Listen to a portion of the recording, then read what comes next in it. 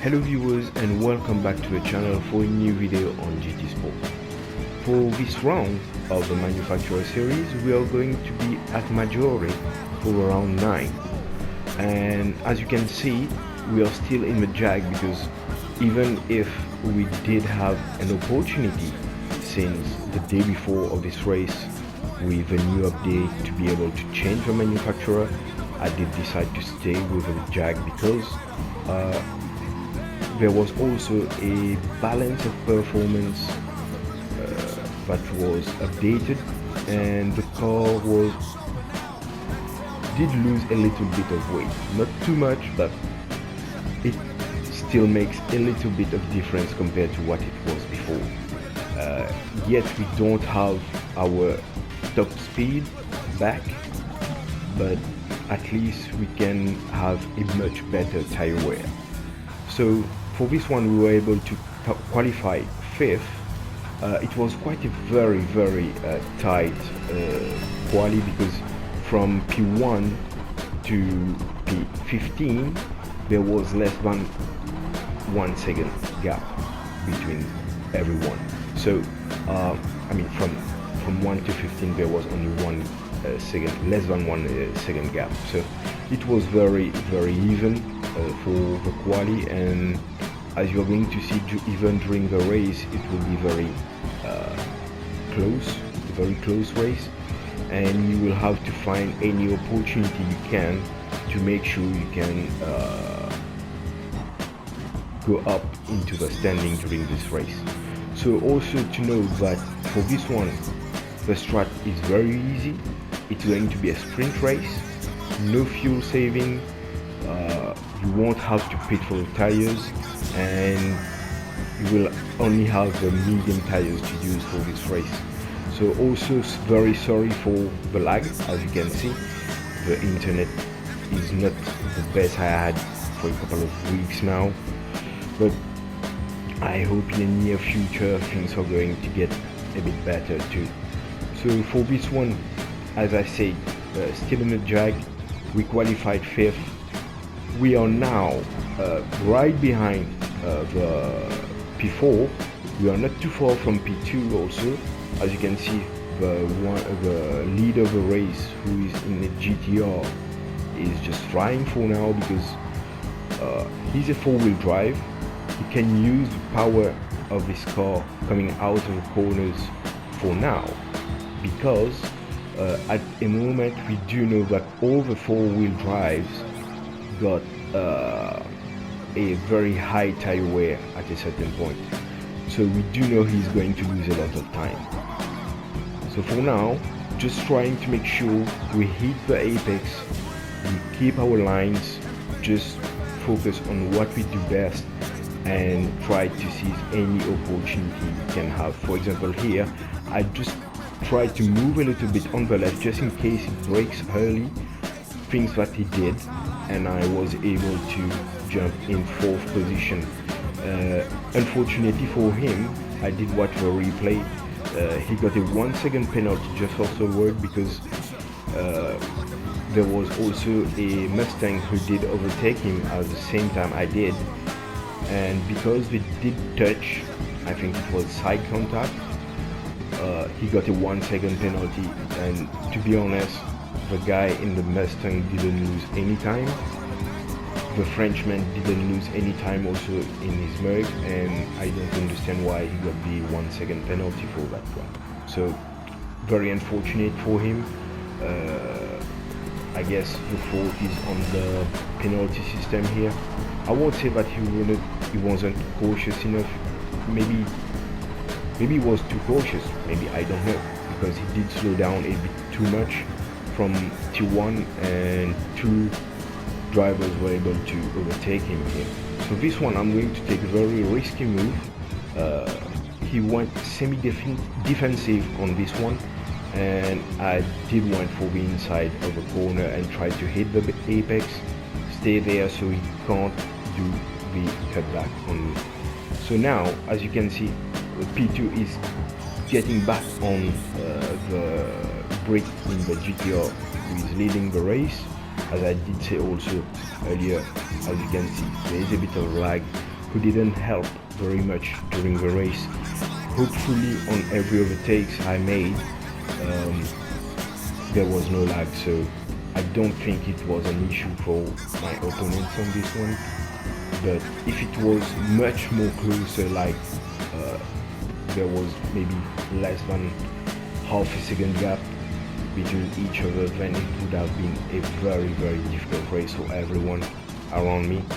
And maybe, I don't know if that can make sense, I don't know, but maybe for those who have a bad ping during race, maybe go to their cars, I don't know, because I do know there's a lot of people, even on YouTube, the top guys who say it's a pain, but when you're racing someone who hasn't have a good connection, I can understand that, but it's not their fault too.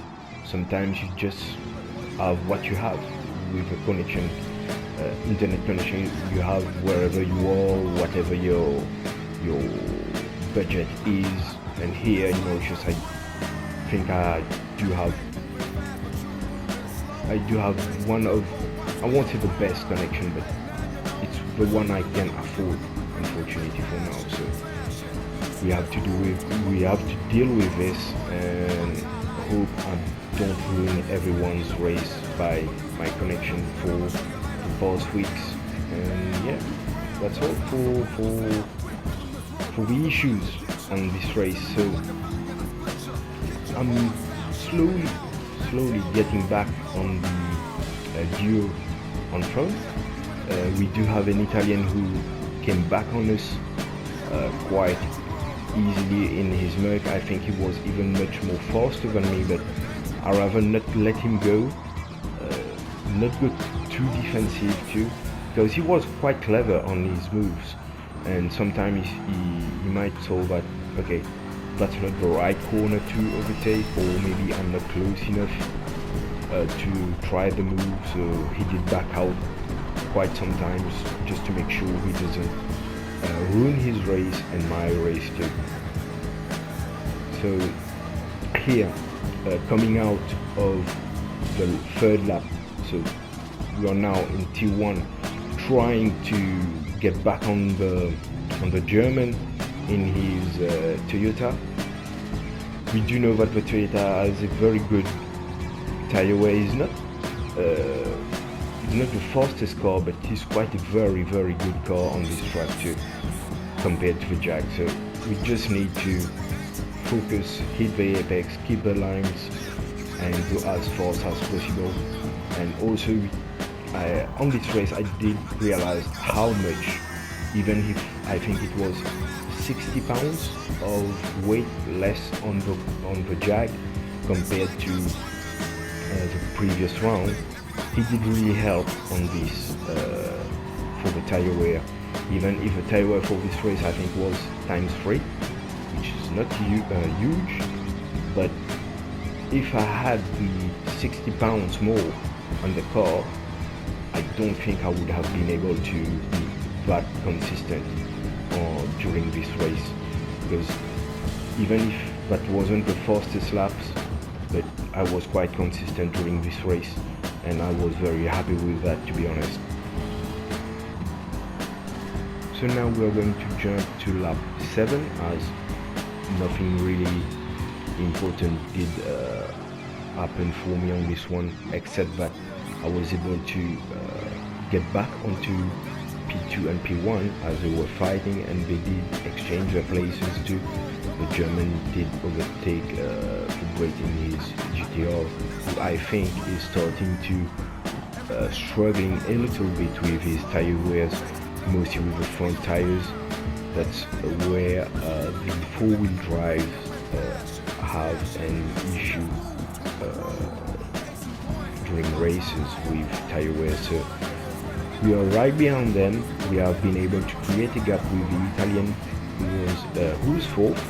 He came out a bit wide on a corner, and we were able to grab the opportunity to create a gap, and now focusing only on getting back on P1 and P2. We have now jumped to the end of lap 8.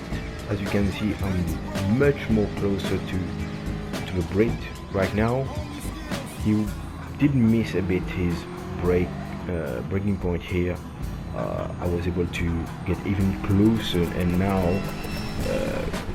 I just need to make sure I make the turns right and grab the opportunity at the end of the straight to overtake him, because if I don't overtake him right now, I will lose a lot of time behind him, and we might have the others who come back on us, and we won't be able to get a better position on this race. So for here, usually the best line is coming from the outside and then cutting the apex, but here I decided to stay a bit more on the right, on the middle of the track, and do the overtake, and it did work, and it was clean too.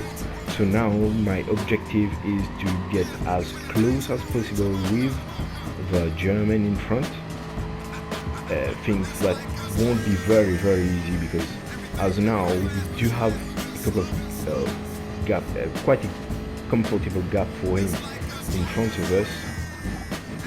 He's able to focus on his line, and try to be as fast as possible, and we are going to make sure that we can follow him as much as possible, even if we can start to feel a bit more of a tire wear coming from the Jag right now.